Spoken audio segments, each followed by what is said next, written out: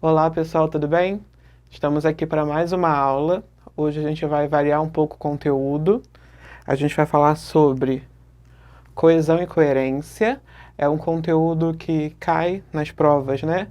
De língua portuguesa e também é importante para a sua prova de redação. Então é um conteúdo aí que serve para a maior parte das turmas, tanto para você, né, ficar atento às questões de língua portuguesa que são cobradas na sua prova e que abarcam esse conteúdo. A gente vai ver numa aula seguinte algumas questões de prova, né, especialmente provas de soldado, fuzileiro e aprendiz da Marinha. Como esse conteúdo aparece na forma de questões, mas também é fundamental entender o que é coesão e coerência e qual é a importância, né, desses elementos na hora de construir o seu texto para a sua prova de redação. Tem muita gente ainda, né, a gente avalia isso, os professores de redação, quando a gente corrige os textos, que peca muito na questão da coesão e da coerência, que por algum erro ali de construção textual, por algum problema, né, alguma defasagem na coesão, o aluno acaba cometendo erros, tendo problemas na construção do seu texto e tendo prejuízo na sua nota, porque ali vai prejudicar o resultado da sua produção textual, vai prejudicar as ideias que você queria construir e a gente pode corrigir isso com facilidade, já garantir aquela pontuação ali quando você entende o que é coesão e coerência e como você aplica ela, né? Aplica esses conceitos dentro do seu texto. Para a gente começar a falar sobre isso, a gente precisa entender, né, que esse processo de construção textual, de produção textual, ele não é um processo muito simples. Na maioria das vezes, né, quando a gente para escrever um texto, principalmente quando você para escrever e para produzir esse texto, né, naquele contexto de prova, durante o concurso, em que você está nervoso, em que você pensa que aquilo ali é o seu futuro e você precisa se dar bem, em que você tem um monte de questões ali para responder, chega na hora da prova de redação, você olha para o tema olha para você, parece que dá branco, as ideias não fluem. Então já é um contexto prejudicial para você produzir ali o seu texto. Já te confunde, já te deixa nervoso, e aí você precisa parar para tentar pensar, né, e organizar a sua produção de uma maneira em que você consiga obter um bom resultado. Então lembra que a gente comentou isso até em sala de aula? O primeiro passo que você desenvolve é tentar fazer as ideias fluírem. Então você vai pensando em tudo aquilo que você sabe sobre o tema, vai apresentando aquelas ideias, né? Colocando separadas num canto do rascunho ou no espaço da prova, as ideias, aquilo que você conhece sobre o tema, mas depois você precisa organizar todas essas ideias, né, na forma de argumentos, na construção e na estruturação dos parágrafos. E ali é que você pode acabar cometendo o erro, né, de prejudicar a compreensão do seu texto, e prejudicar os sentidos, né, que o seu texto tem que transmitir, quando você falha ali nessa construção. Nisso que a gente chama de tessitura, né? Se a gente volta lá para a origem latina da palavra texto, que é o textum, a gente vê que ele vem de tessitura, de tecer, de entrelaçar ideias. Então o que você faz quando escreve um texto é pegar um monte de ideias que estão soltas na sua mente e que vão surgindo de acordo com o contexto em que você precisa produzir um texto. Aqui durante a aula a gente produz um texto oral, né, para transmitir as informações, e lá na prova de redação você produz o seu texto escrito, você tece ideias, mas o trabalho que você precisa desenvolver é uma tessitura que dê certo, que as ideias estejam concatenadas. Pensa na sua tia, na sua avó e na sua mãe que façam, né, trabalhos de crochê ou de bordado, ela vai fazendo nó a nó ali uma grande tessitura em que tudo precisa estar concatenado, entrelaçado, para que no final ela tenha o formato perfeito lá do que ela fez, né? Do centro de mesa, da roupinha, do que ela tenha produzido com aquela tessitura. É o que a gente faz no texto. Tudo precisa estar muito bem entrelaçado, cada nó precisa ser dado com perfeição ali dentro, para que no final ele consiga transmitir a mensagem completa. Tanto que você pode ver, e quem não viu pode procurar para observar, né, essa situação, se alguém lá está fazendo um crochê e ela erra um pontinho, né, uma voltinha lá da agulha, ela vai voltar aquilo para trás o quanto for necessário para corrigir, porque ela sabe que se ela não corrigir ali, mais falhas vão surgindo. É o que a gente faz com o nosso texto quando observa que tem alguma incoerência, que tem algum problema, faz essas correções para adequá-lo até o momento em que ele consiga transmitir a mensagem que a gente queria passar. Para a gente entender melhor como é que a gente vai fazer isso, como é que a gente vai construir essa tessitura textual, antes de a gente falar propriamente, né, sobre a coesão e a coerência, a gente precisa comentar o que é essa textualidade, né? Quando a gente fala de textualidade, a gente fala daquilo que torna um texto verdadeiramente um texto. Aquilo que permite que você olhe, né, para uma produção e olhe para isso daqui, por exemplo, e diga que esse slide funciona como um texto e não como um emaranhado de ideias, não como um monte de palavras jogadas por aqui. Para que eu olhe essa produção, para que eu olhe esse slide e diga que aqui, por exemplo, você tem um texto, há uma série de características que eu tenho que levar em consideração para classificar um texto como tal, para tornar um texto verdadeiramente, né, um texto, para tornar minha produção escrita um texto. Então, o que eu vou precisar ter, né, para garantir que a minha produção escrita seja classificada como texto? Eu preciso ter a coesão e a coerência, que a gente vai aprofundar daqui a pouco, mas além disso eu ainda preciso ter a intencionalidade, né, diz respeito à intenção do autor. Toda vez que alguém produz um texto, né, que um autor produz um texto, ele parte de uma intenção, ele tem um objetivo de comunicação, ele tem um para quê que aquele texto foi feito. Na sua redação, a sua intenção ali, como normalmente você produz uma redação dissertativa argumentativa, é convencer aquela pessoa que está lendo o seu texto de que a tese que você sustenta ali, o que você procura sustentar, que ela tem validade, né? Que ela está correta. Então, para você sustentar aquela tese, você parte da intencionalidade do convencimento, e você vai moldar todo esse texto para convencer. Essa intenção comunicativa, ela precisa ficar clara para que esse texto funcione. Um problema que a gente já enxerga aqui, principalmente nos primeiros textos que vocês escrevem, vem desse ponto, quando você faz essa produção e a sua intencionalidade não fica clara. O seu texto parece muito mais expositivo, por exemplo, você vai falar sobre a legalização do porte de armas. E você passa o texto inteiro falando, né, sobre essa questão, indicando em quais países é legalizado, em quais não é e por quê, ou se já foi no Brasil, quando foi, quando deixou de ser, mas você não aponta, não se posiciona favorável ou contrário a esse porte de armas e não justifica, não argumenta para sustentar essa posição. Então a sua intenção não fica muito clara para o seu leitor. Esse é o primeiro ponto para você garantir a funcionalidade de um texto, que a intenção daquela produção fique clara. Depois você parte, né, para o que a gente chama de aceitabilidade. Além de você ter uma intenção na hora de produzir o seu texto, o seu receptor e o seu leitor, né, tem uma expectativa diante daquilo que ele vai ler. Então, quando o seu corretor, na sua redação, ou o seu professor de redação, corrige o seu texto e ele passou para você uma dissertação argumentativa, a aceitabilidade, a expectativa que ele tem é que ele vai se deparar com um texto que vai ter uma tese, um posicionamento, um ponto de vista sendo apresentado e argumentações para defender aquilo. Se eu leio o seu texto e ele é basicamente uma dissertação expositiva, que só conta, só traz informações sobre o tema, ou ele é uma narração, vamos pensar nesse mesmo tema do porte de armas. Você gasta 2 parágrafos para contar a história de como seu tio foi baleado por um cara que tinha uma arma sem ter porte. Se você passa esse tempo todo usando aquele seu texto, usando o espaço da sua produção textual, para não correspondendo à expectativa desse leitor, você vai pecar aqui nesse aspecto da aceitabilidade. Para o texto ser aceito, né, para ele ter essa aceitabilidade, ele precisa corresponder, né, muitas vezes, à expectativa desse leitor. A não ser que, e é isso a gente vai deparar lá com literatura, para a gente ver como esse conteúdo, né, embarca todas as áreas, a sua intenção quando produz, né, a sua intencionalidade, seja realmente quebrar toda a expectativa do leitor. É o que a gente vai ver em alguns textos literários em que você espera, né, algum tipo de produção, você espera um texto mais formal e vê um texto informal, você espera que o texto fale sobre um tema de acordo com o título e ele abarca algo completamente diferente, aí lá já havia essa intenção prévia de quebrar a expectativa do leitor. Mas na sua redação especificamente, a ideia é que o texto seja bem aceito por quem lê, porque ele cumpre aquilo que se espera dele. Situacionalidade, todo o texto está situado, né, a um local de produção e a um contexto histórico que ele é produzido e ele precisa corresponder a esse contexto produtivo, ele precisa, né, estar adequado a essa situação de produção em que ele está inserido.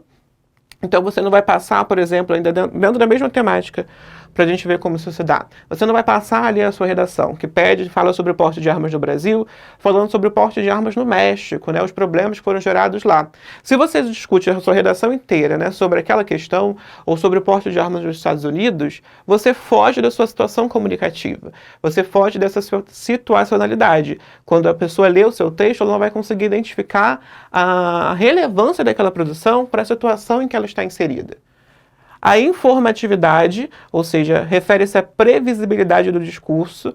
O seu texto ele não pode ser completamente previsível, ele não pode passar o tempo todo falando sobre as mesmas informações. Ele tem que mesclar o que a gente chama de dado, né, daquilo que já foi dado, daquilo que já é conhecimento do leitor, com aquilo que é novo, com as informações a mais que você vai apresentar ali ao longo da trama. E a intertextualidade, que se refere ao diálogo que a gente tem entre os textos. A gente comentou sobre isso em literatura também, né, nas aulas de romantismo. A intertextualidade acontece quando dois ou mais textos dialogam, quando você consegue observar referências de um texto em outro, quando você observa como um texto anterior influenciou o texto seguinte. Mas, normalmente, essa intertextualidade que a gente consegue observar mais claramente em alguns textos, em algumas produções, ela não está restrita, né, a esse texto que tem uma intertextualidade clara, como a gente viu lá no romantismo, o hino nacional com a canção do exílio, que o hino nacional, né, tem um trecho que é uma intertextualidade direta da canção do exílio. Essa intertextualidade vai aparecer em todos os textos, basicamente, né? Todo texto dialoga com leituras anteriores. Normalmente, na sua redação, principalmente quando você se depara com um tema que você não tem muito conhecimento, o seu texto vai dialogar diretamente com os textos motivadores que você recebe da prova. Mas tem que prestar atenção. Uma coisa é o diálogo. Uma coisa é você se informar a partir daqueles textos e tentar apresentar parte daquelas informações dentro da sua argumentação, e a outra é o plágio. Se você chega na cara dura e copia 3, 4 linhas inteiras do seu texto motivador, você vai ter redação zerada, dependendo da sua banca. Então não é o caminho. Uma coisa é você dialogar com as suas leituras anteriores, você citar referências, argumentos de autoridade, né, lembrar e referenciar pesquisadores daquela área dentro do seu texto. A outra é o plágio, a cópia, né, descarada das informações que pertencem a outra pessoa. A partir dessas noções, a partir da compreensão de que você precisa ter todos esses elementos, né, para constituir esse texto, a gente consegue falar mais claramente, né, da coesão e da coerência.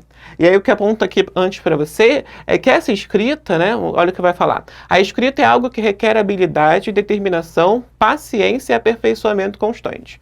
A gente não constrói a nossa escrita e a nossa habilidade de escrita do nada.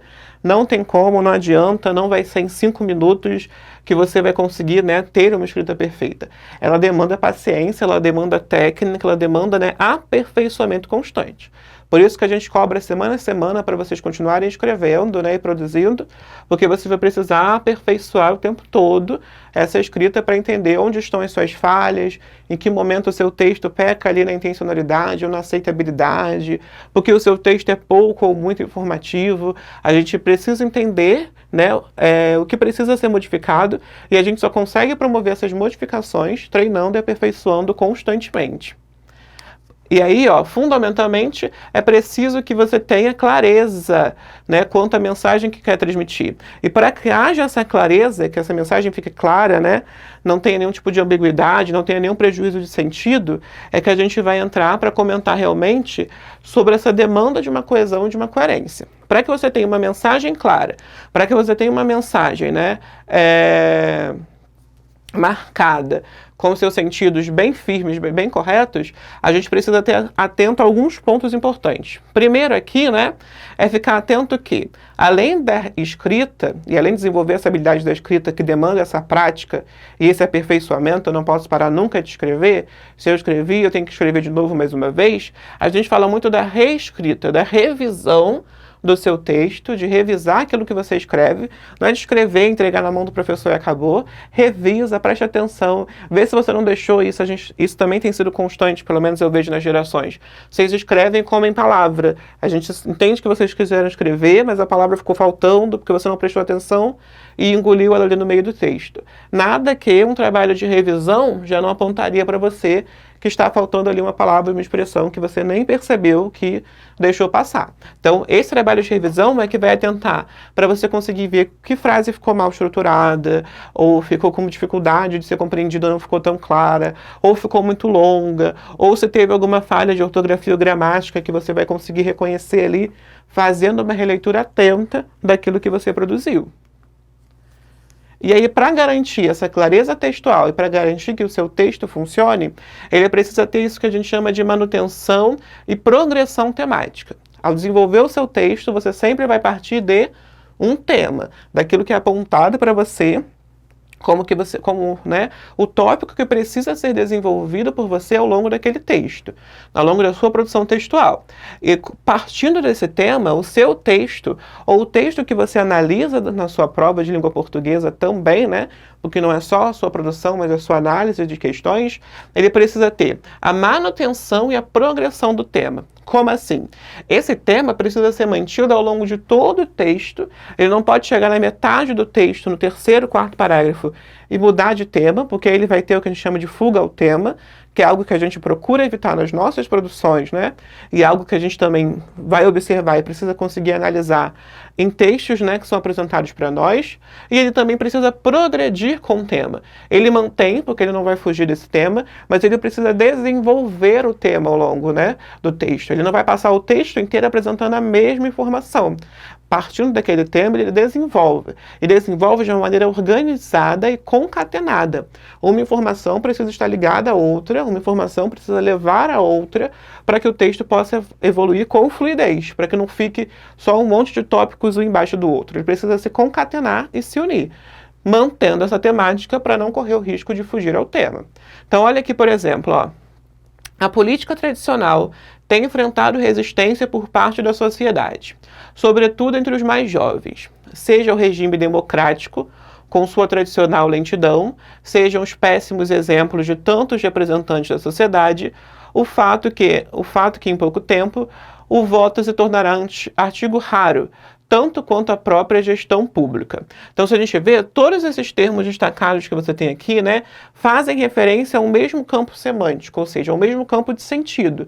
Se referem à mesma temática que vai sendo desenvolvida. Então, ele vai apresentar, né, ele vai partir do termo mais geral, que é a política, e vai desdobrando esse tema em outras questões, como a questão do regime democrático, né, que é um dos regimes políticos possíveis, a questão dos representantes da sociedade, né, numa democracia representativa, até trazer outras estruturas desse regime democrático, como o voto e a gestão pública. Então ele começa, né, ele mantém um tema, que é discutir uma questão política, ao longo de todo o seu parágrafo, mas que passa por um processo de progressão. Ele vai desenvolvendo, ele parte da política para o regime democrático, do regime democrático para os tipos de democracia, do tipo de democracia, né, para os elementos desse regime democrático.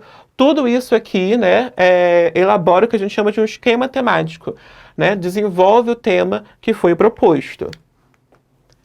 Cadê? Mas olha aqui, por exemplo, como a gente pode ter, né, problemas também, problemas na maneira de desenvolver essa manutenção ou progressão temática, ó.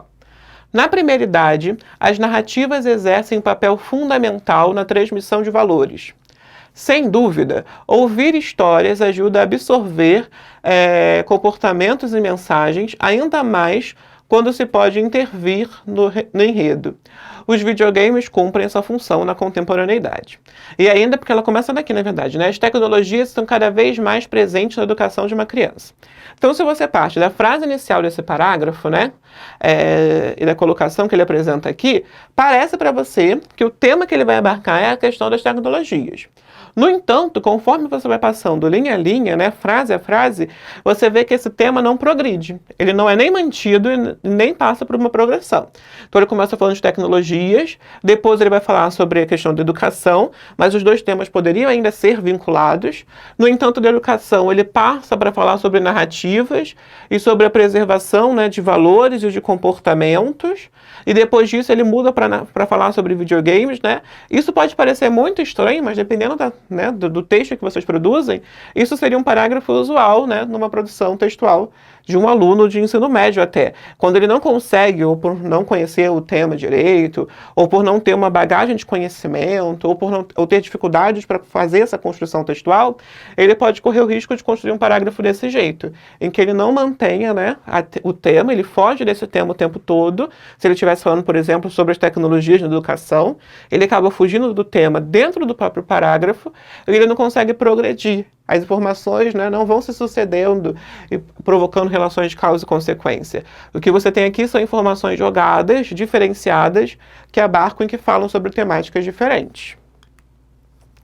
Então, para a gente entender, né, o que precisa acontecer, para que isso aqui não apareça, para que você tenha uma progressão textual efetiva, para que as partes do seu texto estejam concatenadas, é que a gente entra especificamente em coesão e coerência. O que vão ser esses dois termos que a gente ouve tanto, os professores falam o tempo todo, coloca lá na sua redação que está com problema de coesão ou que tem algum problema de coerência, né? O que vem ser a coesão e a coerência em si? Primeiro, a coesão. Olha como ele vai apontar ali. Coesão é o conjunto de recursos linguísticos responsáveis pelas ligações que se estabelecem entre os termos de uma frase, entre orações referentes a um período, fazendo com que esteticamente os parágrafos se apresentem de forma harmoniosa, tornando o texto agradável à leitura. Em outras palavras, a coesão é o resultado da disposição e da correta utilização das palavras que propiciam a ligação entre as frases, períodos e parágrafos de um texto. Ela colabora com a sua organização. Então a gente tem coesão como essa capacidade, né, esse conjunto de recursos linguísticos que vão nos capacitar a promover essa ligação do texto. Seja uma ligação entre parágrafos, uma ligação entre palavras, uma ligação entre frases. Então essa ligação, essa concatenação do texto é promovida por esses recursos de coesão. Quando eu consigo promover essa coesão, quando eu consigo conectar as partes do meu texto e ligá-las para que elas funcionem, né, harmoniosamente e para que elas estejam organizadas, eu garanto essa coesão textual. Pensa que a coesão vai ser como um grande sistema, né? Você precisa levar a água do rio até dentro da sua casa. Você vai construir ali um grande sistema de canos que levem a água de um espaço até outro. É o que você tem aqui na coesão. Se você chegasse, né, um cano, e você tem um cano longo, grande, direto, e você tem outro curvado. Se você só tem essa disposição de canos diferenciados, não adianta simplesmente colocar um do lado do outro ali que não vai fluir. A água não vai passar do rio até a sua casa. Você precisa organizá-los de modo que eles se conectem, né? Usar as estruturas possíveis, usar ligações, que aí vão ser nossas preposições ou conjunções, para juntar um cano com o outro que talvez não tenha o mesmo formato. É o que você faz dentro do seu texto nesse processo de coesão. É mais ou menos também, outra analogia, quando a gente faz tipo quebra-cabeça. Não adianta você tentar conectar peças que não tenham o mesmo formato, que não se encaixem.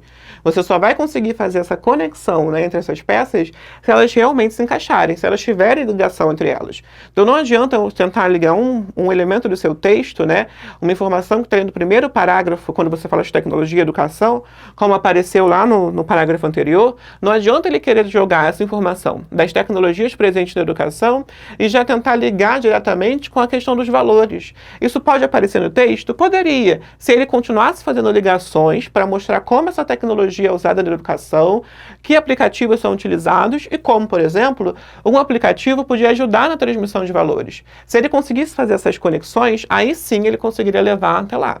O texto é um conjunto de conexões que vão sendo promovidas para transmitir essa informação. Se você deixa tudo jogado, não vai concatenar, não vai interligar. Se você usa os recursos adequados para fazer essa ligação, para evitar repetições, para evitar frases soltas, aí sim o seu texto vai ter a organização necessária para que a informação possa fluir completamente. Então, a coesão é a conexão sequencial, é a conexão que existe dentro do seu texto para que as informações possam fluir ali dentro. E aí a gente vai ter dois tipos principais de coesão: a coesão referencial e a coesão sequencial. Então vamos falar da referencial primeiro, né?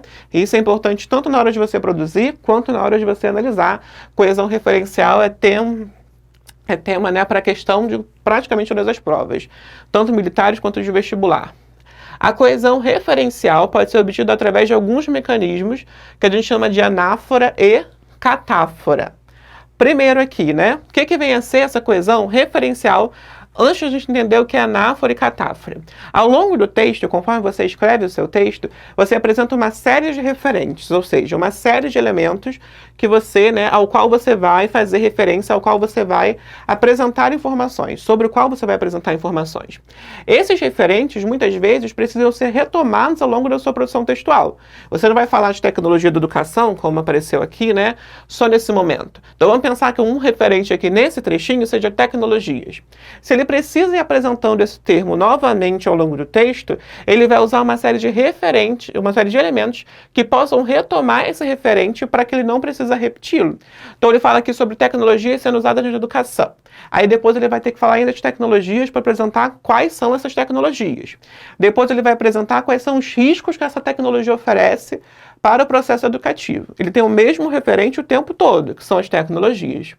Para ele não tornar esse texto repetitivo, ele vai usar expressões, termos e palavras que vão fazer a retomada, né, desse elemento, garantindo que o texto possa fluir. Essa é a sua coesão referencial. Usar estruturas e elementos que possam fazer a retomada ou a antecipação de um referente. Quando, né, você apresenta, quando você faz a antecipação de um termo, por exemplo, aqui, ó, fiz todas as tarefas com exceção desta. Arquivar a correspondência. Tá vendo aqui que esse pronome demonstrativo está antecipando para você o arquivar a correspondência? Fiz todas as tarefas com exceção desta. Que tarefa que ele não fez? Arquivar a correspondência. Então, esse termo aqui antecipa para você esse referente do seu texto. Para ele não ter que repetir mais uma vez esse elemento aqui, ele faz uso desse pronome demonstrativo. E também para conseguir fazer o apontamento espacial. Porque ele quer apresentar, né, e apontar para quem está lendo, quem está ouvindo essa mensagem, que tarefa foi. Eu só não fiz essa tarefa aqui, ó. Com exceção desta aqui, arquivar a correspondência. Quando você tem uma antecipação de um termo, você tem o que a gente chama de catáfora, uma referência catafórica, o que a gente chama de catáfora, como aparece aqui. Se no caso, né, se você antecipa a catáfora, mas se o elemento que você usa retoma um referente que já apareceu no texto, como por exemplo aqui, ó, João e Maria casaram. Eles são pais de Ana e Beto. Esse eles aqui retoma o elemento João e Maria. Se o elemento é retomado, o que a gente faz é o que a gente chama de anáfora, uma referência anafórica. Então, se você retoma um elemento que aparece no texto, você faz o que a gente chama de anáfora. Se você antecipa um elemento que aparece no texto, você faz o que a gente chama de catáfora. Ponto importante, deixa gravado aí o asterisco, né? A anáfora pode ter duas referências. A gente tem a anáfora como coesão referencial, que é retomar um elemento de um texto, um referente de um texto, por meio de uma outra expressão, né? Mas marca aí no seu asterisco. No entanto, essa anáfora também pode ser uma figura de linguagem. Você já deve ter visto isso, né? A gente viu nas aulas de literatura, as minhas turmas, ou com os outros professores também. A anáfora, figura de linguagem, é você usar sempre o mesmo termo para começar os versos de um texto, por exemplo. Então, se você tem o mesmo termo, a mesma expressão no início de cada verso de um texto, ou de cada frase de um texto, você tem a anáfora, figura de linguagem. Se você tem esse recurso de retomada por meio de uma outra palavra, você tem a anáfora, elemento de coesão referencial. Ponto importante aqui também para destacar, né? Outro pontinho aí para você colocar nos seus estudos. A anáfora e catáfora se referem à informação que estão expressas dentro do texto. Então, eles fazem o que a gente chama, né, de coesão endofórica. Coesão que acontece a elementos que estão dentro do texto. Ou antes ou depois desse elemento que você usa, né, para fazer a referência. Então, se, né, a gente viu, se aparece antes catáfora, se aparece depois anáfora, mas todos esses elementos né, ao qual eles fazem referência estão dentro do texto. No entanto, você pode ter o que a gente chama de coesão esofórica, ou seja, uma coesão que o elemento ao qual ele faz referência está fora do texto, que o referente não está apresentado nem antes e nem depois no seu texto. Por exemplo, assim, ó. A gente acabou de passar aí por Semana Santa, né? Lá no texto bíblico, em um dos evangelhos,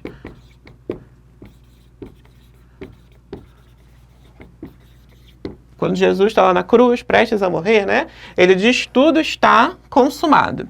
Quando ele faz, né? Quando ele coloca essa frase, esse elemento aqui promove uma coesão referencial. No entanto, esse tudo que ele se refere, né?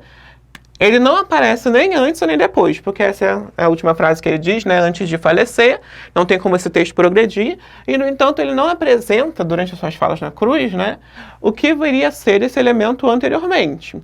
Mas esse tudo pode ser retomado pelo conhecimento que você tem fora do texto, em relação ao contexto em que ele é produzido. Então, se você lê todas as passagens anteriores, você consegue entender que esse tudo é todo o plano de salvação que ele estava desenvolvendo. No entanto, só pelo texto você não encontra esse referente. É o que a gente chama, de coesão esofórica. Quando o elemento, referenciado está fora do texto e pelo contexto é que você consegue retomá-lo. Outra forma de garantir essa coesão referencial, o que a gente chama de elipse. Elipse lá nas figuras de linguagem mesmo, A elipse é quando você tem a omissão de algum termo dentro do texto para evitar que ele seja repetido. Então, por exemplo, temos ingressos a mais para o concerto. Você quer? Ponto de interrogação. Que elemento aqui foi omitido? Se você perceber, temos ingresso a mais para o concerto. Você quer? Aqui você pode ver que aparece, que ficou omitida a expressão os ingressos. No entanto, contextualmente, a pessoa que está recebendo essa mensagem, ela consegue entender que o termo foi omitido retomando o contexto anterior. Sabendo o contexto da mensagem, que é a relação dos ingressos, ele sabe que isso aqui que a pessoa está oferecendo são os ingressos. Então você emite esse termo para evitar uma repetição desnecessária no seu texto, mas o contexto te permite, reconhecer que teve um termo omitido e reconhecer o sentido completo da mensagem. Outro recurso que a gente pode utilizar para garantir essa coesão referencial, para evitar, que os termos se repitam no texto.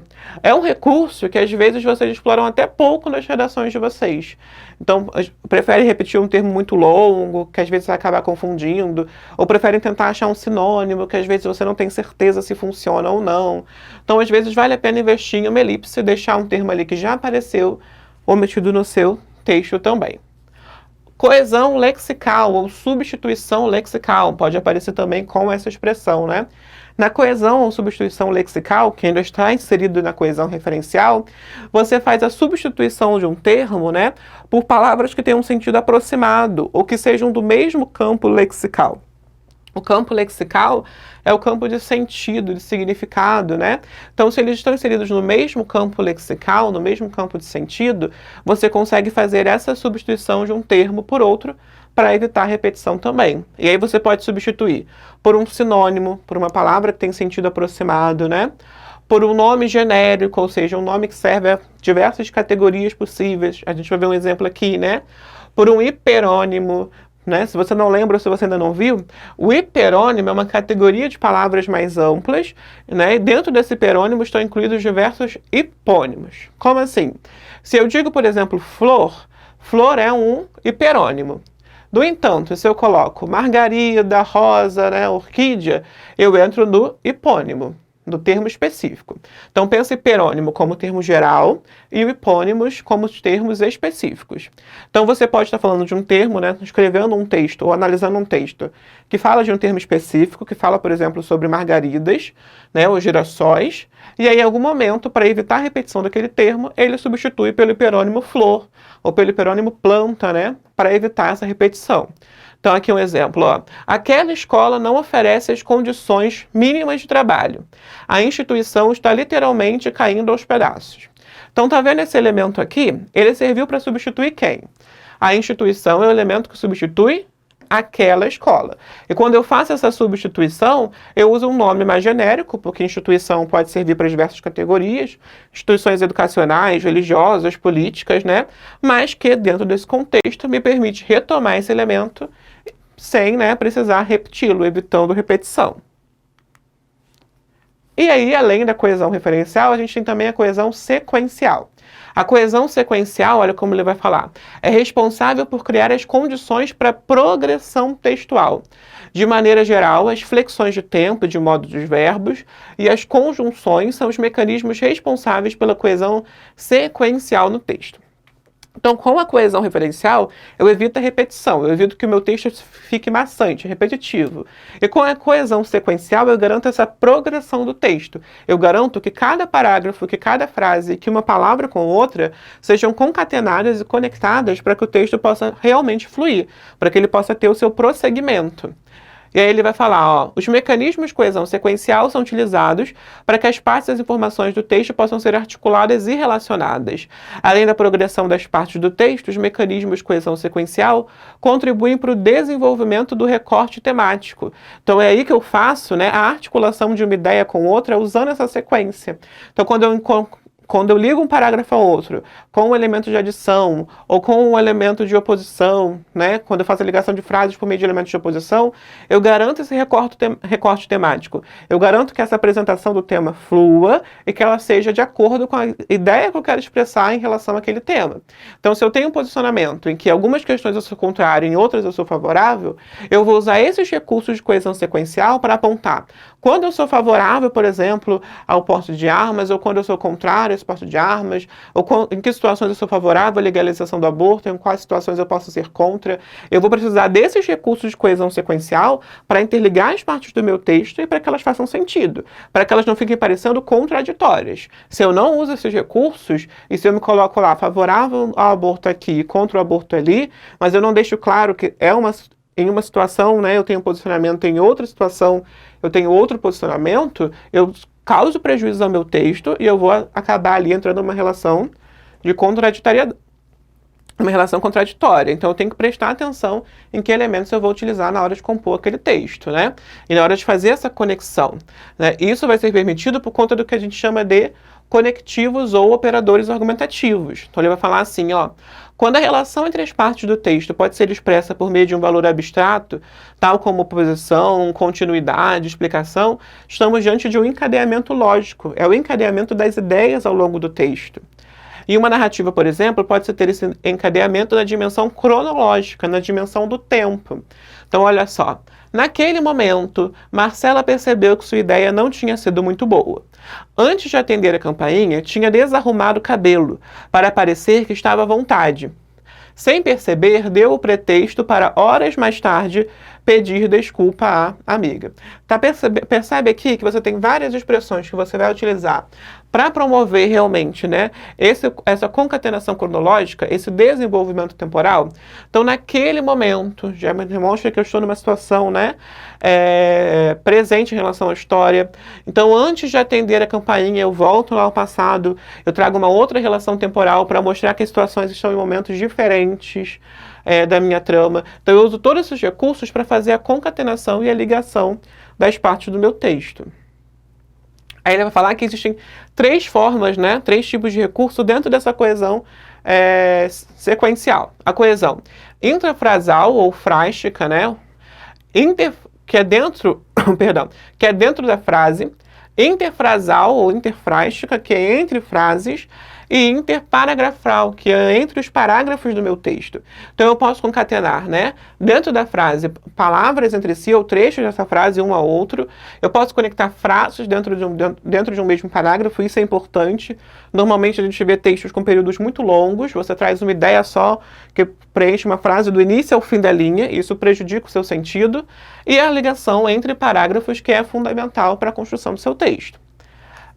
Aí ele vai apresentar também, os conectivos, também conhecidos como conectores ou operadores do discurso, são palavras ou expressões correntes no idioma cujo significado estabelece vínculos semânticos específicos, ou seja, estabelecem sentidos específicos de acordo com a intenção comunicativa que você tem.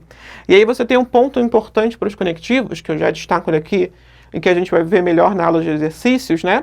É que alguns conectivos vão exercer funções distintas dependendo de como eles são aplicados no texto ou de qual é o contexto comunicativo ali, de quais são as intenções de produção. Então você pode ter uma mesma palavrinha que vai abarcar sentidos diferentes, né, de acordo com o espaço em que ela é aplicado. E aí tem que tomar cuidado para não correr o risco de gerar ambiguidade, né, de gerar problemas de sentido, depender de como você ou analisa ou de como você aplica aquele elemento. O termo como, o termo pois, né, como pode aparecer com a ideia de conformidade ou de comparação, pois pode aparecer com a ideia de explicação ou de conclusão. Então tem que ficar atento a como aquele elemento, aquele conectivo, foi utilizado no texto para conseguir entender o sentido com que ele foi aplicado. Então aqui a gente tem uma lista, né, para exemplificar de como de alguns desses conectivos possíveis ali dentro. Então a gente tem conjunções, advérbios que vão apontar essas ideias e que vão promover essa conexão do texto, ou com a ideia de adição e de inclusão, além disso também, né? Ou com a ideia de oposição, ou com a de afirmação e igualdade, de exclusão, de enumeração, de explicação, de conclusão, de continuação, já que você precisa continuar apresentando os seus argumentos. Vocês costumam usar muito desse tipo, né? Para fazer a ligação entre parágrafos. Além desses, você tem muitos outros, né? Que são aplicados ao longo do seu texto e outras ideias que você também vai utilizar e que você vai precisar desses termos para fazer a concatenação. É importante que você tenha uma maior bagagem possível desses elementos de coesão, desses conectivos.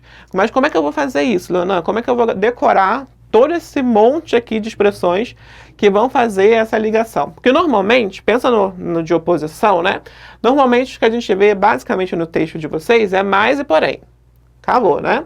Mas e porém sendo usados como os únicos conectivos para demonstrar a oposição. No entanto, você precisa tentar fazer, né, um desenvolvimento maior disso e abarcar outras expressões para que o seu texto possa fluir mais. Até porque, se você tiver mais de uma ideia de oposição ao longo do texto, é importante modificar esse elemento para garantir a fluidez, para não ter um problema de coesão referencial lá, de usar sempre a mesma expressão também para estabelecer essa relação. E aí é treino, como a gente falou, aperfeiçoamento.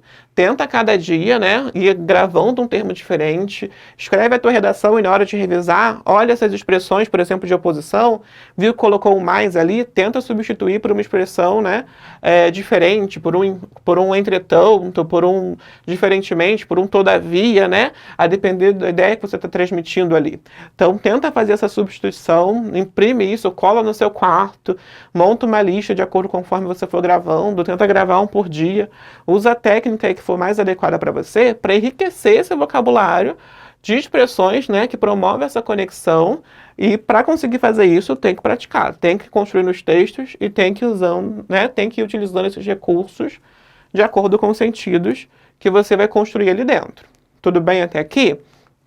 Então agora, entendendo a coesão, entendendo que você tem dois tipos principais, coesão referencial, né, que fala sobre essa situação de você trabalhar com referentes ao longo do texto que precisam ou ser retomados por uma anáfora ou antecipados por uma catáfora, e coesão sequencial, que vai falar sobre essa concatenação das partes do texto para garantir essa progressão textual por meio desses conectivos, né, ou operadores argumentativos que vão concatenar todas as partes do texto trazendo alguma ideia, a gente consegue partir para coerência. Cuidado que pode aparecer, dependendo da prova que você faça, essa expressão, normalmente ela não vai ser nem o termo para o gabarito para a sua questão, mas ela pode aparecer também, e é importante que você reconheça o que é isso, né? É o que a gente chama, antes de entrar na coerência em si, de coesão recorrencial. A coesão recorrencial, ela acontece quando você estabelece uma coesão por meio da repetição de um termo. Aí você fala, poxa, Leonardo, eu deveria evitar repetições, né? Não é a ideia que a coesão referencial me diz? Que eu estabeleço, que eu uso outros elementos, ou algum termo gramatical, ou algum pronome, né, pessoal, demonstrativo, possessivo, ou alguma palavra, né, que seja do mesmo campo de sentido, para evitar repetição, não é isso que eu faço? Sim, mas dependendo do seu texto, você vai precisar promover uma repetição, né? E quando isso vai aparecer? Vai aparecer muitas vezes em canções, né, em textos literários. Quem assistiu Senhora do Destino sabe que a música tema lá da abertura da novela, que se não me engano era Encontros e Despedidas, se eu errei o título me perdoem, né? Cantada pela Maria Rita, ela vai dizer, né? Todos os dias é um vai e vem, a vida se repete na estação, tem gente que chega para ficar, tem gente que vai para nunca mais, tem gente que vem e quer voltar. Tá vendo que toda hora ela usa esse recurso, né? Da repetição com o tem gente. Então tem gente que chega e quer ficar, tem gente que vai para nunca mais.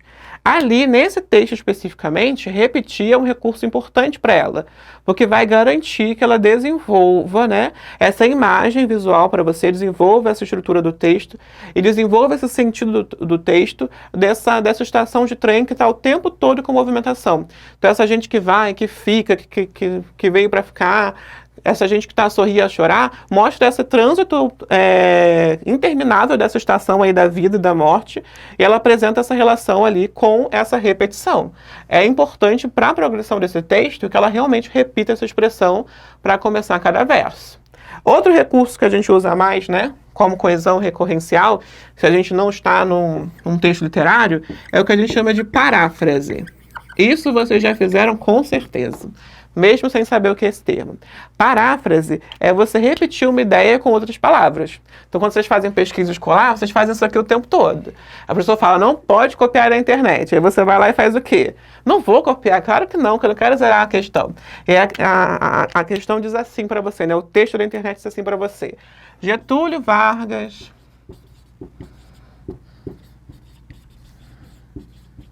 Eu vou colocar só Vargas mesmo, porque aí você vai emendar isso legal, ó. Vargas implantou o Estado Novo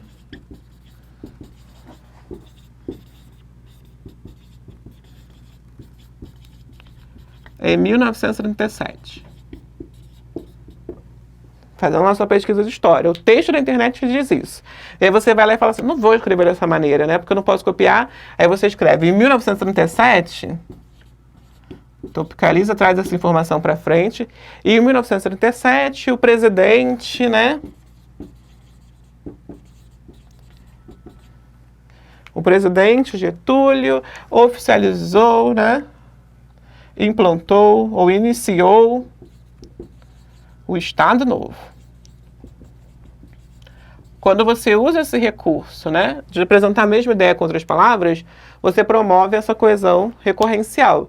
Isso pode aparecer não só na hora da tua pesquisa lá, que você pega o texto da internet e tenta não copiar a mesma coisa, como pode aparecer também dentro da sua prova de redação, quando você está apresentando essa informação, vamos fingir que você está falando sobre isso no seu texto, né, na sua redação, está apresentando essa informação da implantação do Estado Novo em 37, você passa um parágrafo explicando o que levou a essa implantação do Estado Novo, e aí no parágrafo seguinte, você também vai partir dessa informação, da implantação do Estado Novo, para falar de outra questão, para falar, por exemplo, sobre quem se opôs a essa implantação.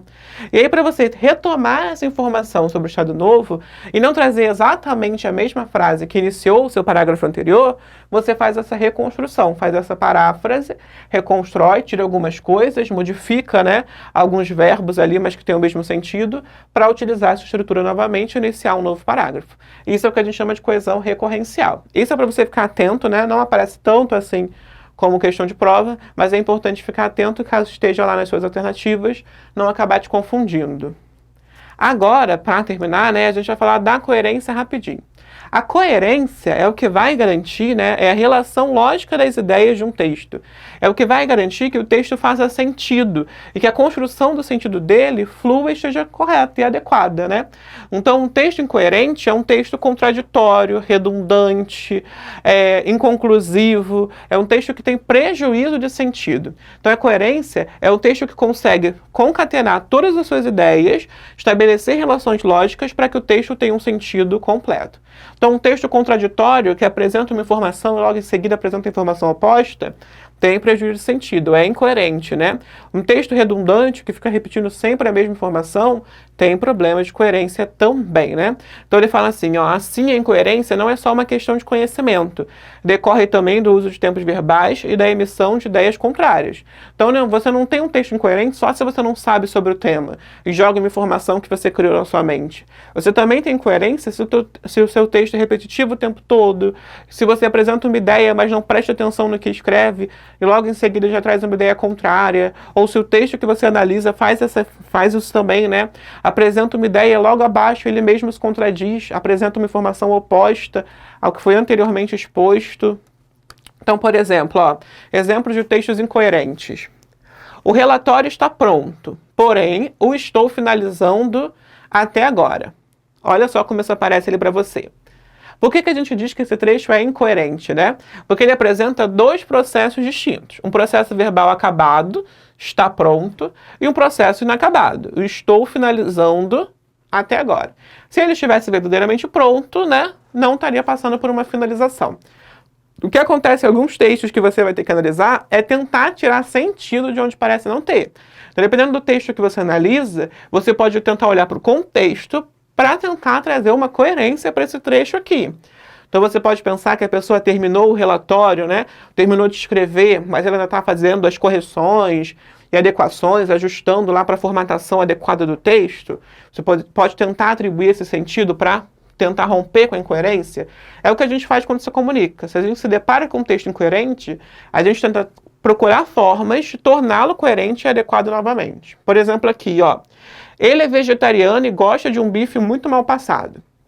Aqui a incoerência parte, né, e você só consegue pensar nesse texto e enxergá-lo como incoerente do teu conhecimento de mundo de que vegetarianos, né, não comem carne.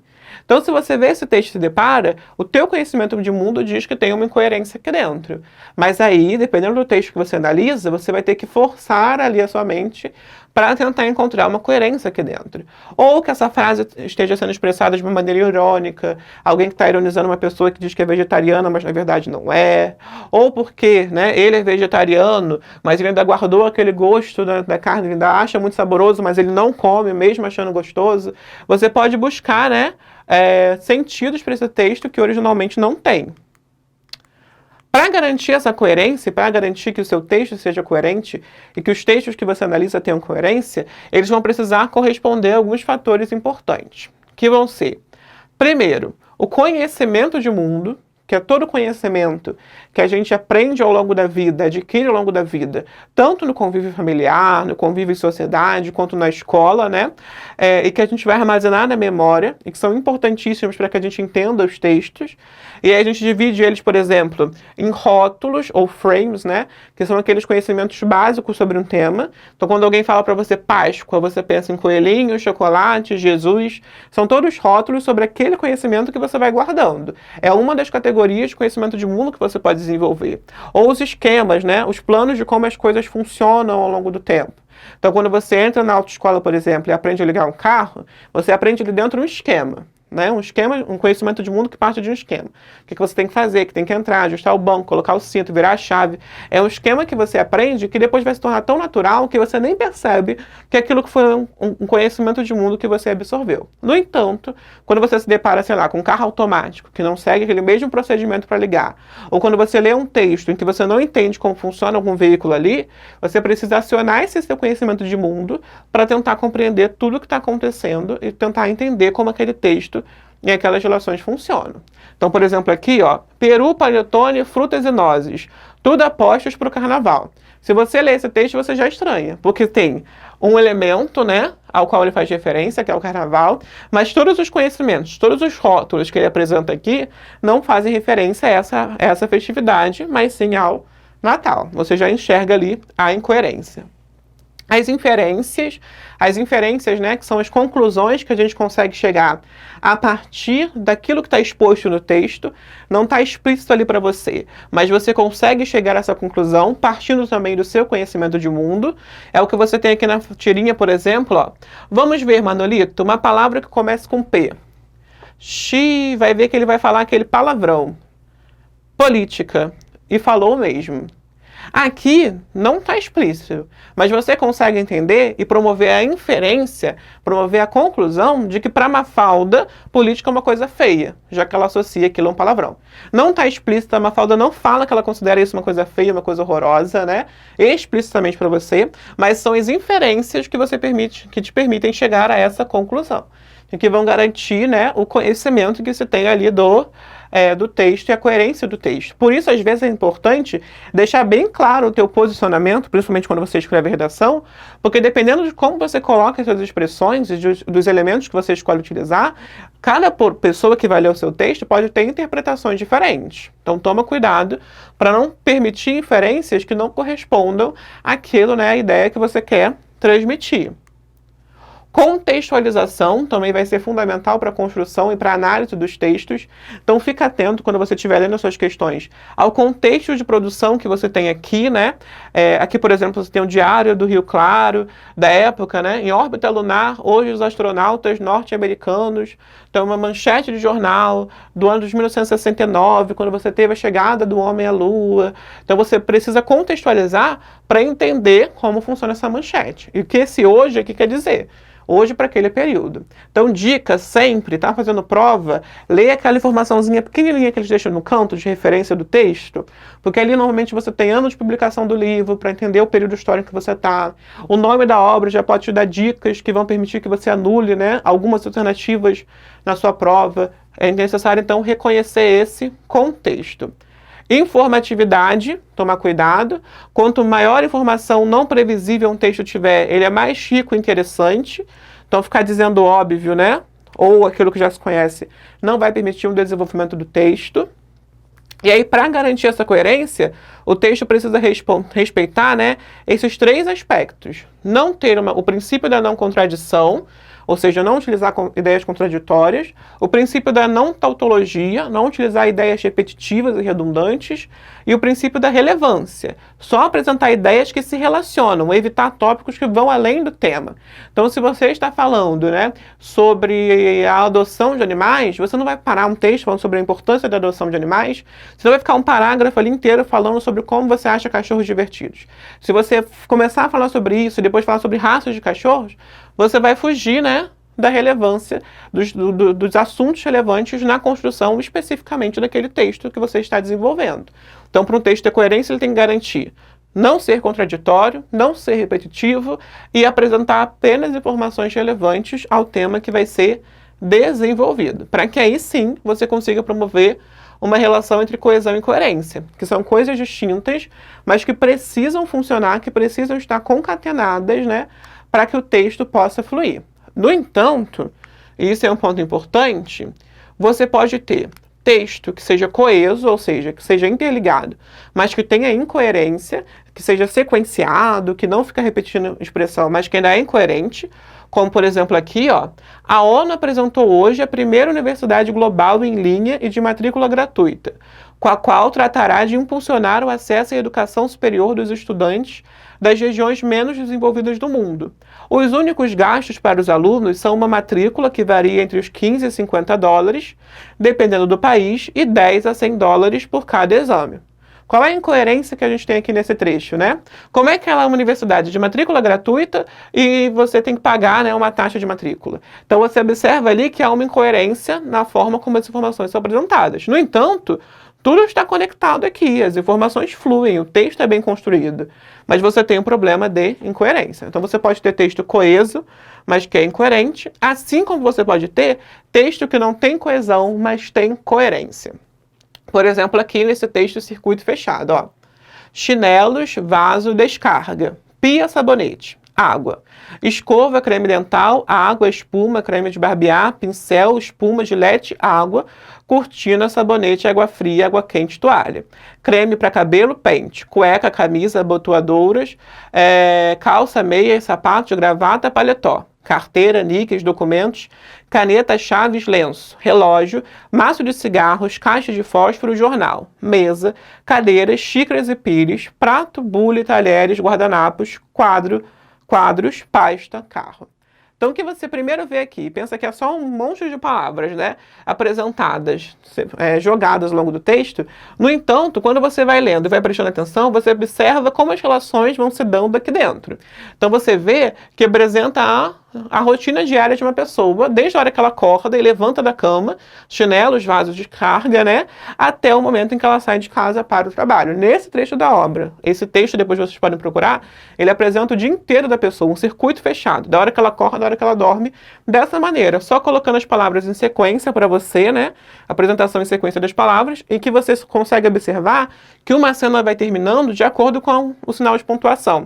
Então, tudo que está dentro da mesma cena, né, corresponde a uma mesma tudo que está, né, separado por vírgula corresponde a uma mesma ação. Assim que apresenta, né, um ponto, ele vai começar uma ação diferente. Então aqui ele está usando o vaso, ponto, vai lavar as mãos, ponto, vai fazer a barba, ponto, né, vai tomar o seu banho, ponto, aí sim ele vai se vestir. Então aqui você consegue ver que aparentemente você não tem uma coesão sequencial, porque você não tem esses conectivos interligando, demonstrando essa relação temporal e adicionando as ideias, mas você tem a coerência do texto pelo sentido que ele quer expressar. Você consegue construir os sentidos dessa obra, ok? Então ficamos aqui por hoje. Na próxima aula a gente vai exercitar essas ideias de coesão e coerência, entender como é ser aplicado em prova. Não esqueçam, né, de continuar assistindo às aulas, de colocar aí no comentário o nome e a turma de vocês, né, para a gente conseguir observar que vocês estão assistindo às aulas. Continuem estudando. Qualquer dúvida, basta procurar a gente, né? Tira o seu pijama, faz exercícios, movimenta, porque é importante estudar, porque as provas estão aí. Vão demorar um pouquinho mais, mas elas vão chegar, né? E você precisa estar preparado. Então, continue estudando. Qualquer dúvida é só nos procurar.